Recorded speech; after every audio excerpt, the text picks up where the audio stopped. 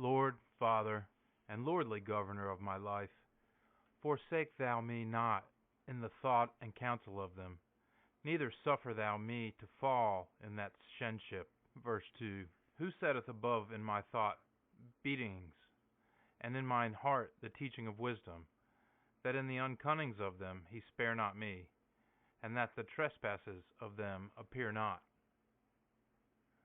Verse 3.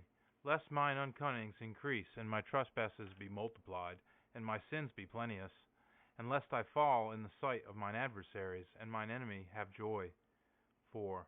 Lord, Father, and God of my life, forsake thou not me in the thought of them. 5. Give thou not to me enhancing of mine eye, and turn thou away from me all shrewd desire. 6.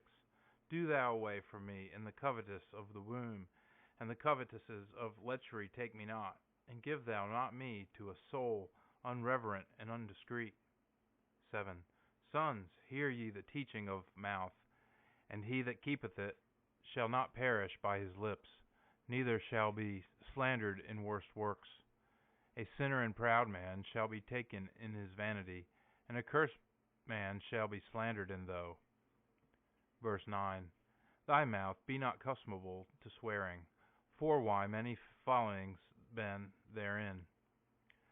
Verse 10. Forsoeth the naming of God be not customable in thy mouth, and be thou not meddled to the names of saints, for thou shalt not be guiltless of them. Verse 11.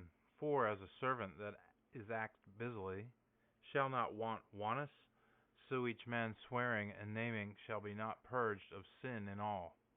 Verse 12. A man swearing much shall be full with wickedness, and vengeance shall not go away from his house. Verse 13. And if he deceiveth a brother, his trespass shall be above him, and if he feigneth, he shall trespass doubly. Verse 14. And if he sweareth in vain, he shall not be justified, for why his house shall be filled with worse yielding. 15. Also a word and other speech is unto death, be it not found in the heritage of Jacob. 16. For why all things shall be done away from merciful men, and they shall not delight in trespasses. 17. Thy mouth be not customable to unreverent speech, for why a word of sin is in it. 18. Have thou mind on thy father and mother, for thou standest in the midst of great men. 19.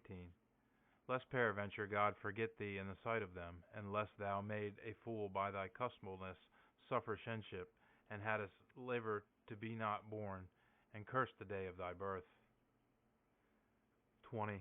A man customable in the words of shenship in all days shall not be taught. 21. Tway kinds been plenteous in sins, and the third bringeth ire and perdition.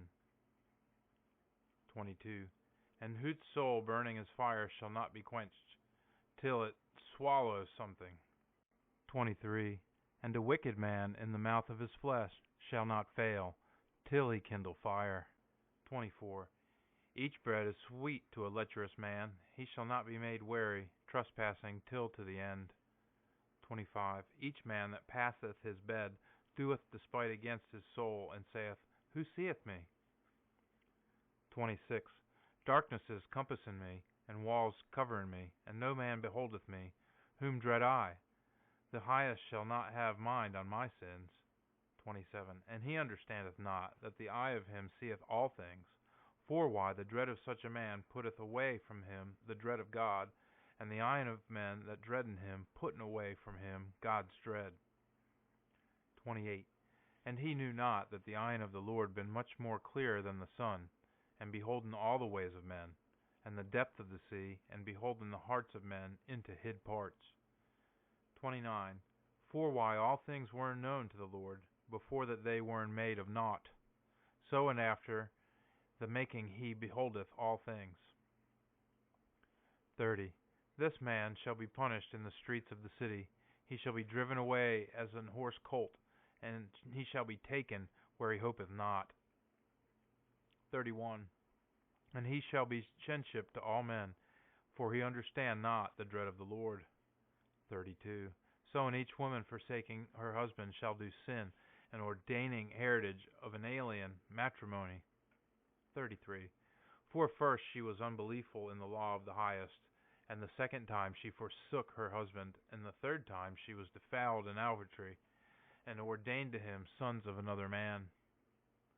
34. This woman shall be brought into the church, and me shall behold on her sons. 35. Her sons shall not give roots, and her branches shall not give fruit. 36. They shall leave the mind of her into cursing, and the sonship of her shall be done away. 37.